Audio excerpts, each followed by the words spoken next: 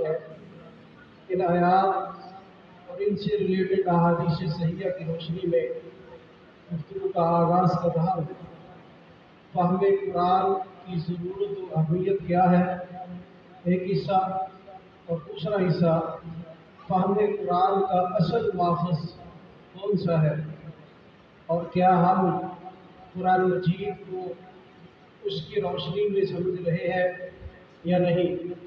اگر سمجھ رہے ہیں اللہ استقامت نصیب فرما دے، اگر ٹریک کوئی اور ہے، رخ کسی اور طرف ہے، اللہ ہمیں سمجھنے کی اور سدھرنے کی توفیق عطا فرما دے۔ پہلی آیت مبارکہ جو تلاوت کی ہے، پارہ نمبر 36 ہے، سورۃ محمد صلی اللہ علیہ وسلم نمبر 47، آیت نمبر 2 ہے۔ اللہ سبحانہ و تعالیٰ نے فرمایا والذین آمنوا، اور جو لوگ ایمان لائے، وعملوا الصالحات، اور اچھے کام کیے، وآمنوا، اور اس پر بھی یقین رکھا، بما نزل علی محمد صلی اللہ علیہ وسلم،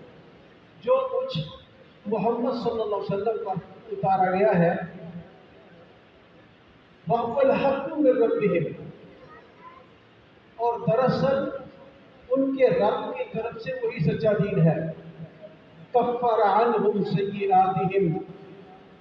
جس نے بھی ایمان کی حالت میں اعمال صالحہ کیے، اس کتاب و حکمت پر یقین رکھا، کفر عنہم سیئاتہم، اللہ تعالیٰ نے ان کی ساری گناہ دور کر دیے ہیں، وَأَصْلَحَ أَعْمَالَهُمْ،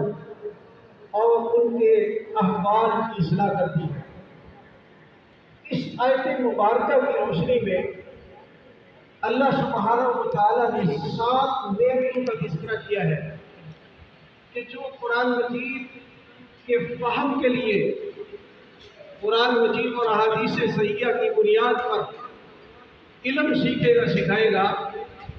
اللہ سبحانہ و تعالیٰ اس کو 7 نعمتیں دیں گے۔